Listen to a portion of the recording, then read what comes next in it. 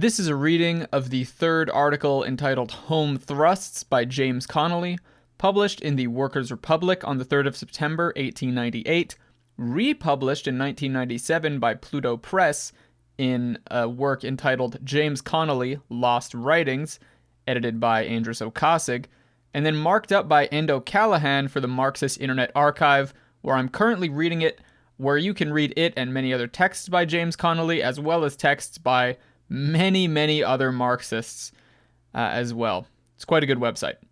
Anyways, as with the other articles in Home Thrusts, he makes reference to a lot of contemporary entities that either don't exist or have long faded from public consciousness. So I'm quite unfamiliar with many of these, as I suspect many listeners might be as well. And for those who are familiar with them, if you recognize any faults in my reading, intonation, pronunciation, that sort of thing, all those faults are completely my doing and result from my lack of knowledge of the context of, 1890s, early 1900s Ireland. Anyway, that's enough for my introduction. On with the reading itself. The compositor fiend had his innings last week. Whether it was revolutionary enthusiasm or loyalist spleen which disturbed his brain, we know not. But we do know that pages 3 and 7 and part of page 6 of our last issue presented to the readers a new species of grammar and orthography decidedly unknown to the writers of this paper. The spelling was as vile as the principles of a hireling scribe on a unionist or home rule newspaper, and the grammar was as doubtful as the patriotism of a politician. We are assured by the printer that precautions have been taken to prevent the recurrence of such mistakes. We hope so. The fiend capable of such an atrocity as we complain of ought to be bound hand and foot and thrown among the wild beasts in the City Hall.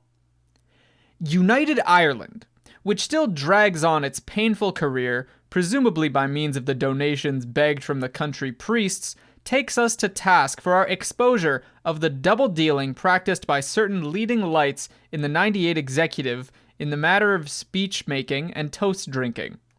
It asks, can we not recognize the distinction between the men who ostentatiously drink a toast which a nationalist cannot, with regard to himself, honor, and the person who, though present when the toast is given, does not drink it, but treats it with calm indifference? How beautifully that sentence is worded! The suggestio falsi was never more cleverly introduced. Mr. Harrington does not attempt to prove that the persons referred to did not drink the loyal toast, but he gently hints to them a way by which they can escape the censure they so richly deserve. We can imagine these gentlemen, as soon as they read the paragraph in United Ireland, immediately chorusing, "Yes, that's it. We were there, of course, but we did not drink the toast. We treated the toast with indifference," but swallowed the liquor with joy. Now, in order to prove the absurdity of this excuse, let us put a parallel case. Suppose that at each of the functions referred to, viz. The Press Banquet at Malahide and Health Congress Banquet in Dublin, the conveners had put upon the list of toasts an Irish Republic. Would the loyalists present have sat in silence or allowed their names to go to the newspapers as participating in the function? And if they had, would their newspapers have remained silent over the matter as our home rule rags have done? Is it too much to expect that our nationalist politicians, so-called, shall at least be as consistent in their public actions as the unionists whom they pretend to oppose? Does not the howl set up by all those middle-class journalists when any of their number is exposed, and their little treacheries held up to the light of day, betray an uneasy conscience? But United Ireland wants the Workers' Republic to be more impartial, forsooth.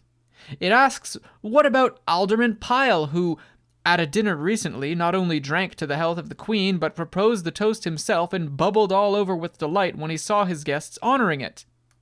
Well, never in our wildest dreams did we imagine Alderman Pyle to be a nationalist.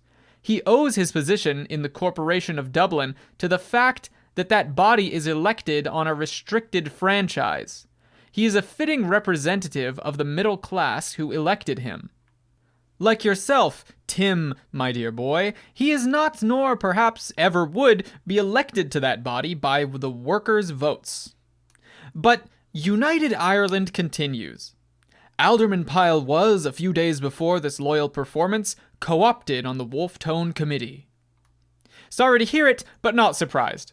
The Wolfe Tone Committee is the child of the '98 executive, which at its inception was thoroughly honest and patriotic, but which is now dominated and controlled by the quondam members of Mr. Harrington's United Irishman Centennial Association. It is a pity the Wolfe Tone Committee should co-opt some men who propose and other men who drink loyal toasts. But after swallowing Mr. Harrington's nest of wire pullers, it should easily assimilate a common or garden alderman. Why do we insist so much upon outspokenness in such matters? Because there is just now a perfect landslide in a loyalist direction in Ireland. Home Rule Lord Mayors shaking hands with Tory Lord Lieutenants. Home Rule editors drinking loyal toasts today and writing patriotic articles tomorrow. Home Rule corporations electing Tory Lord Mayors. The conquest of Ireland at last accepted and ratified by her sons. Said Darby the Blast in Lever's novel, Tom Burke of Ours, "Bad luck to the gentry. 'Tis the gentry ever and always betrayed us." Since our Home Rule politicians were graciously permitted to associate with lords and earls on the financial relations agitation, all the virility and aggressiveness has gone out of our public life, and our politicians are now afraid to utter a single sentence which might not suit their new allies. If this loyalist reaction is to be stopped, and the tide of public feeling set flowing in a more healthy direction, we require strong, vigorous speech and action, both in public and private. Therefore, we say, away with middle-class leadership, which means middle-class compromise, middle-class trickery, middle-class time-serving, middle-class treachery. Room for the strong hand and clear brain of labor. We can assure our friends there is no trace of personal feeling in our attitude towards the middle-class politicians and their hireling scribes. If we cherish any other feeling towards them than that of amused contempt, it must be that feeling which animates the naturalist when he gazes upon some strange freak of nature, just newly caught and not yet classified. The freaks which abound in Irish politics today are, in our opinion, the outcome of the foolishness of so many of our countrymen in insisting upon a broad platform. They will have no exclusiveness, they tell us, and open out their ranks to all who like to enter, and no questions asked. Their organizations are run on the same principles as Barnum's Menagerie. Pay the entrance money and you have the run of the show. As a result, they get what they want. A broad platform, so broad in fact is it you can neither discover where it begins or ends. For our part, we are for a narrow platform. A platform so narrow that there will not be a place on it where anyone not an uncompromising enemy of tyranny can rest the soles of his feet. And yet broad enough for every honest man. Tim? Next for shaving. "Roll on, thou deep and dark blue ocean, roll," so sang the poet in his most condescending mood. But I've never heard that the ocean rolled either faster or slower because of the permission thus graciously accorded to it. And I am just inclined to think that the onward rolling ocean of labor will pay as little heed to the bland advice which the Dublin dailies are so freely distributing on the question of labor representation. Now that the scribes perceive the working men are determined on having their class represented, they are all purring forth their approval of the step. As they are not strong enough to oppose, they seem resolved to try what flattery can do to prevent the working men entering the council animated with strong class feelings. If they are so convinced of the value of labor representation, how many parliamentary seats are they prepared to hand over to labor candidates? My soft-spoken friends.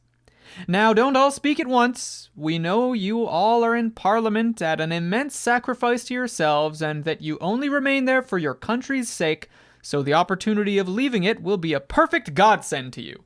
Who will hand up his seat to a bona fide representative of labor, chosen, say, by the trades councils of Dublin, Waterford, Cork, and Limerick respectively. What? No answer. You are still resolved to sacrifice yourselves for your country's good on the cushioned seats and in the well-upholstered smoke rooms of the British Parliament. Heroic self-sacrifice. Unselfish devotion.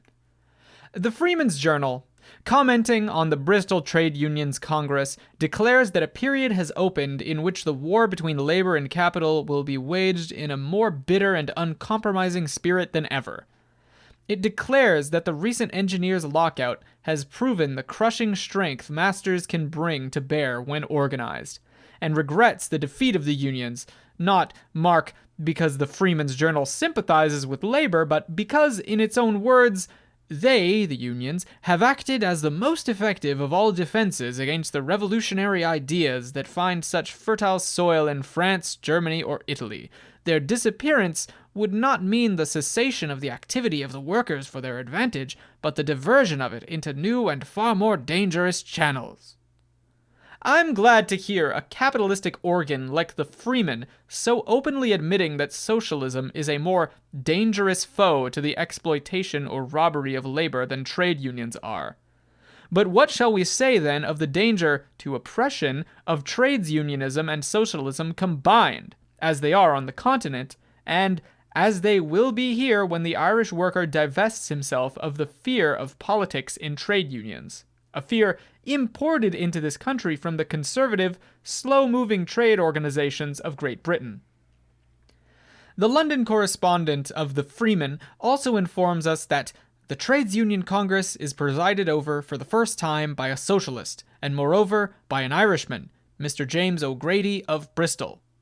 He then goes on to say, Mr. O'Grady is possessed of sound common sense.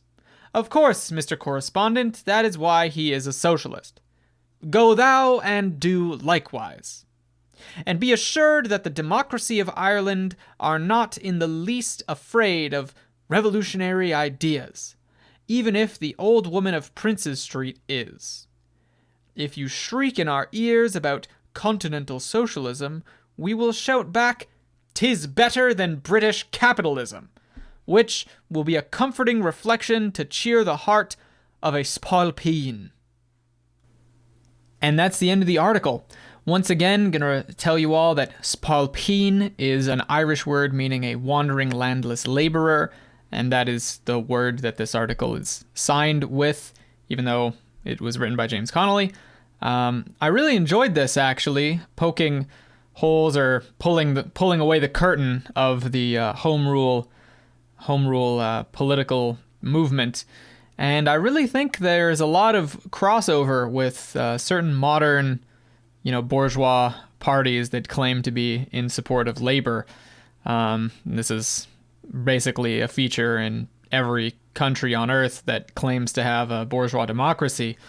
I really especially liked this point about the broad platform and the naturalist when he gazes upon some freak of nature, and the part about the permission for the ocean to roll, but the waves and ocean of labor will pay little heed to the bland advice. I enjoyed that as well. There's some.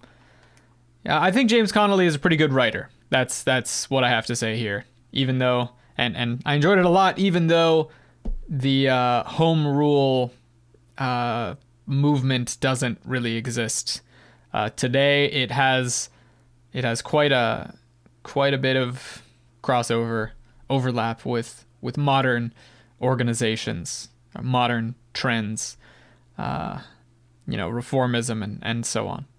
Anyway, that's all for my commentary.